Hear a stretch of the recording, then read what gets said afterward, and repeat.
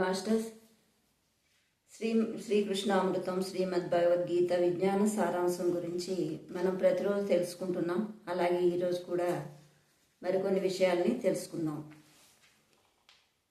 అయితే నిన్న చెప్పారు కృష్ణుడు, అర్జునుడు చెప్తాడు, కృష్ణుడు తాలూకా గీతా సారాంశం అంతా విని నా మనసు కుదుట పడింది, నేను ఇప్పుడు ఏం చేయాలి చెప్పు కృష్ణ అని చెప్పితే అప్పుడు శ్రీకృష్ణుడు ఏమన్నారంటే, హృదయ దౌర్బల్యం తుచ్చమైంది, చనిపోయిన వారి గురించి కానీ జీవించి ఉన్న వారి గురించి కానీ పండితులు శోకించరు.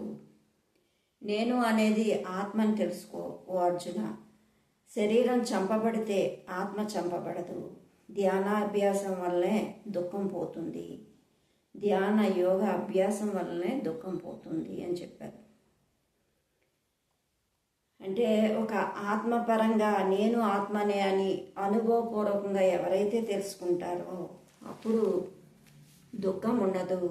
అది ఎలాగవుతుందంటే ధ్యానం కానీ యోగా అభ్యాసాల వల్ల కానీ దుఃఖం ఉండదు మనిషికి. అంటే నేను ఆత్మను సర్వత్రా ఉన్నాను, ఇప్పుడు చనిపోయినా మళ్ళీ నెక్స్ట్ వేరే లోకంలో ఉంటాను, ప్లేస్ మారుతుంది కానీ అనే అనుభవపూర్వకమైన జ్ఞానం ఉంటుంది కనుక దుఃఖించడు. అన్ని పరిస్థితుల్లోని సమంగా ఉండడమే యోగం అనిపించుకుంటుంది. శ్రద్ధ కలిగిన వాడికి జ్ఞానం లభిస్తుంది.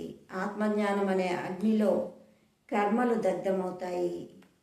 బుద్ధి లేకపోవడమే ఆత్మ వినాశనం. కర్మలు చేయడానికి అధికారం ఉంది కానీ వాటిపైన ఫలితాలపైన ఎప్పటికీ లేదు.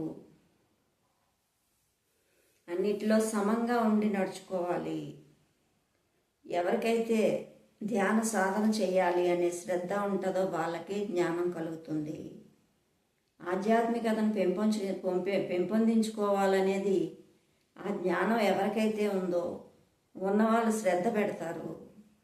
శ్రద్ధ పెట్టి నేర్చుకోవడానికి శ్రద్ధ ఎవరికైతే కలిగి ఉంటుందో ఆ ధ్యానం గురించి వాళ్ళకి ప్రతిదీ సమంగా కనిపిస్తూ ఉంటుంది. బుద్ధి లేకపోవడమే ఆత్మ వినాశనం అని చెప్తున్నారు. కర్మలు చేయడం వరకే కానీ వాటి అధికారం మనకు లేదు అని తెలియజేస్తున్నారు. కర్మలు తక్కువ చేయడం కంటే కర్మలు ఎక్కువ చేయడమే మంచిది. ధ్యాన యోగం ద్వారా కర్మల్లో కౌశల్యం వస్తుంది. యోగ పరిస్థితిలో ఉండే కర్మలు చేయాలి కనుక ధ్యాన యోగిగా అర్జున, త్రిగుణాలకి అతీతుడు కా అర్జున, ఎవరిని వారే ఉద్ధరించుకోవాలి. చనిపోయినాక స్వర్గాన్ని పొందుతావు. ఎంత మాత్రం ఆవేశం లేకుండా యుద్ధం చెయ్యి, నీకు నచ్చినట్లు నువ్వు చెయ్యి అని చెప్తున్నారు. యోగస్థితిని ఎవరైతే యోగస్థితిని ఆచరిస్తారో వాళ్ళు యోగస్థితిలో ఉండే కర్మలు చేయాలి. తక్కువ కర్మలు చేయడం కంటే ఎక్కువ కర్మలే చేయడం మంచిది అని చెప్తున్నారు. కనుక నువ్వు ధ్యాన స్థితిలోవి కా అని, ధ్యాన యోగివి కా అని చెప్తున్నారు. అప్పుడు ఏమవుతుందంటే యోగ స్థితిలోనే అన్ని కర్మలు చేయడం జరుగుతుంది. త్రిగుణాలకి అతీతంగా ఉండడం జరుగుతుంది. అలాగే ఎవరిని వారే ఉద్ధరించుకుంటారు. చనిపోయాక నువ్వు స్వర్గాన్ని పొందుతావు అని చెప్పడం జరిగింది. నీకు నచ్చినట్టు చెయ్యి అని.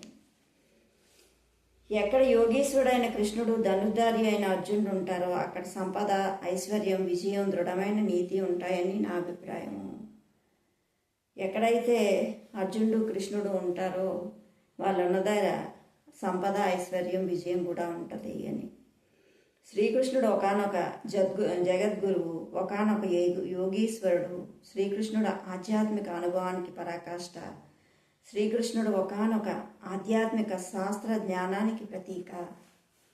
ధనస్సును ధరించిన అర్జునుడు ప్రాపంచిక పురోభివృద్ధి కోసం తన సర్వశక్తి సామర్థ్యాన్ని వినియోగించడానికి మరి బాహ్య శత్రువులనే కాకుండా అంతర్శత్రువులను కూడా నిర్జించడానికి అనుక్షణం సిద్ధంగా ఉండే ఒకానొక యోధుడికి, ఒకానొక ముముక్షువుకి ప్రతీక. అర్జునుడు అంటే ప్రాపంచిక పురోభివృద్ధికి, శక్తి సామర్థ్యాలు వినియోగించడానికి, అలాగే బాహ్య శత్రువుల్ని చంపడానికే కానీ అంతర్శత్రువులను కూడా చంపాలంటే మనకి యోగ స్థితి అవసరము. అందుకే నువ్వు యోగిగా అని చెప్తున్నారు. బాహ్యంలో ధనుర్ధారి అంటే చాలా గొప్ప విలువిద్య ఉన్నవాడు అని అర్థం. అతను అర్జునుడు అంటే చాలా గొప్పవాడు అనేసి మనందరికీ తెలిసిన విషయమే. అయితే అవన్నీ బాహ్యంగా ఉన్నాయి, అంతర్ముఖంగా కూడా నువ్వు లోపల జయించాలి అని చెప్పేసి చెప్పడం జరుగుతుంది. వాళ్ళు ముముక్షువుకి ప్రతీక అని చెప్పడం జరుగుతుంది. ఈ ఇద్దరు అంటే సరి అయిన జీవన విధానంలో సరి అయిన ఆధ్యాత్మికతను మేళవించి మన జీవన విధానాన్ని తీర్చిదిద్దుకుంటే సంపద, విజయం, ఐశ్వర్యం, పటిష్టమైన నీతి నియమాలు ప్రతి ఒక్కరి జీవితంలో వెల్లివిరుస్తాయి. అంటే శ్రీకృష్ణుడు ఒకానొక యోగీశ్వరుడు, ఆధ్యాత్మికతానికి పరాకాష్ట, ఆధ్యాత్మిక శాస్త్రవేత్త.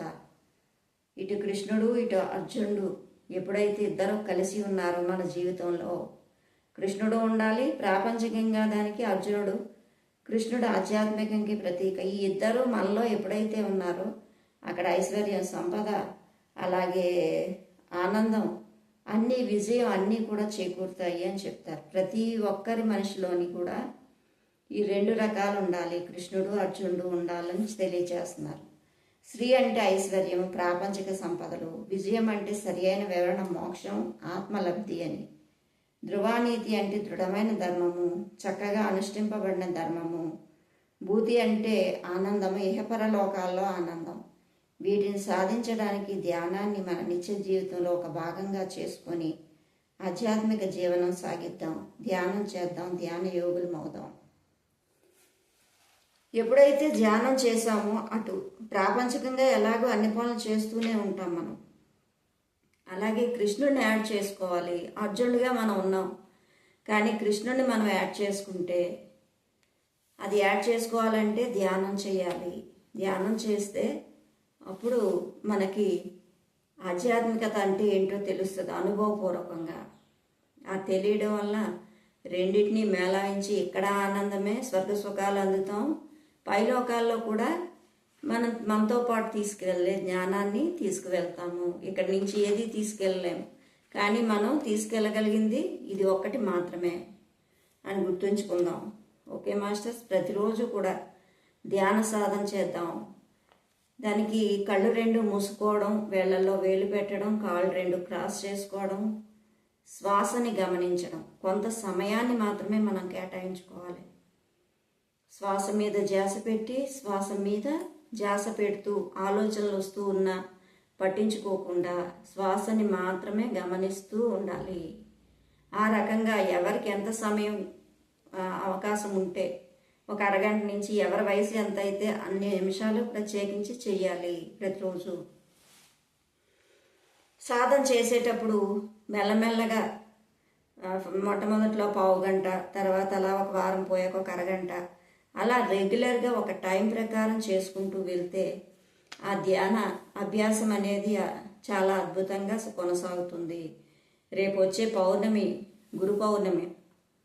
ఆ రోజు చాలా విశిష్టమైన పౌర్ణమ. అంటే ఎంతో పౌర్ణమి అంటే ఇక్కడ ఎంతో ఎనర్జీ దిగుతుంది భూమి మీదకి పౌర్ణమి టైంలో, పౌర్ణమి అమావాస్యల్లో. కాబట్టి ఆ టైంలో మనం ధ్యాన సాధన చేస్తే అద్భుతంగా మనకి ఆ దివ్యత్వం అనేది వేగంగా వస్తుంది. ఆ జ్ఞానం అనేది వేగంగా పొందుతాము. అంటే ఏదైనా భూమి మీదకి వచ్చినప్పుడు మనం తీసుకోవడం సులభం కదా. ఎక్కడో ఉన్నదానికంటే మన దగ్గరికి వస్తున్నప్పుడు మనం తీసుకోవడం బెస్ట్. కాబట్టి పౌర్ణమి దినాల్లో ధ్యానం అనేది చాలా చాలా అవసరం. ఎక్కువ సమయం సాధన చేయడం, మౌనంగా ఉండడం, సజ్జనులతో సాంగత్యం చేయడం, బుక్స్ చదవడం, ఇలాంటివన్నీ చేయడం ద్వారా మనం ఆ ఎనర్జీని అద్భుతంగా తీసుకోగలుగుతాము. సాధకులకి ఇది ప్రత్యేకమైన రోజు, అమావాస్య పౌర్ణములు. కాబట్టి ప్రతి ఒక్కరూ కూడా ధ్యాన సాధన చెయ్యండి. చేస్తున్న వాళ్ళు ఇంకా చేసుకోండి ఎక్కువగా పౌర్ణమి సమయాల్లో. అలాగే చేయలేని వాళ్ళు మొట్టమొదట ప్రారంభించండి. ఈ విధంగా శ్వాస మీద ధ్యాస పెట్టి శ్వాసతో అనుసంధానమయ్యి మన లోపలికి ప్రయాణం అవుతాము, అంతర్ముఖం అవుతాము. అంతర్ముఖం అవ్వడమే ఆత్మస్థితి. మనం ఎంతసేపు బాహ్యంగా చూస్తున్నాం కాదు, అంతర్ముఖం కావాలి. మన లోపలే దైవం ఉంది, నిన్ను నువ్వే పూజించుకోవాలి.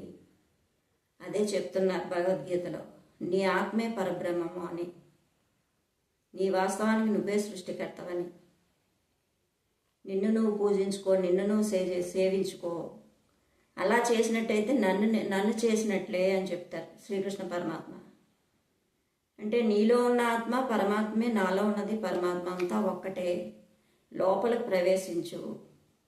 ఎలా ప్రవేశిస్తావు అంటే ధ్యాన సాధన ద్వారా ప్రవేశిస్తూ అంతర్ముఖం కావడమే. మనల్ని మనం ఎంత అంతర్ముఖం అవుతూ ఉంటే అంత అద్భుతంగా మన జీవితాలు సాగుతాయి. ఇహపర లోకాల రెండిటిలో కూడా ఉన్నతిని పొందుతాము. ఇదే మనం భూమి మీదకి వచ్చిన ఆధ్యాత్మిక విద్య నేర్చుకోవడానికి వచ్చాము. భూమి ఒక పాఠశాల, మనందరం విద్యార్థులం. ఇక్కడ నేర్చుకోవడానికి వచ్చాం ఆధ్యాత్మికతని. కాకపోతే రామాయణంలో పిడకల వేటని మనం ప్రాపంచికాన్ని పట్టుకున్నాం, రామాయణాన్ని వదిలేసాం, పిడకల వేటని పట్టుకున్నాం. కాబట్టి మనం ఆధ్యాత్మికంగా ప్రతి ఒక్కరూ ఆత్మారాముని పూజించుకోవాలి. మనలో ఉన్న ఆత్మారాముణ్ణి సేవించుకోవాలి. Okay masters, like, share, subscribe. Thank you.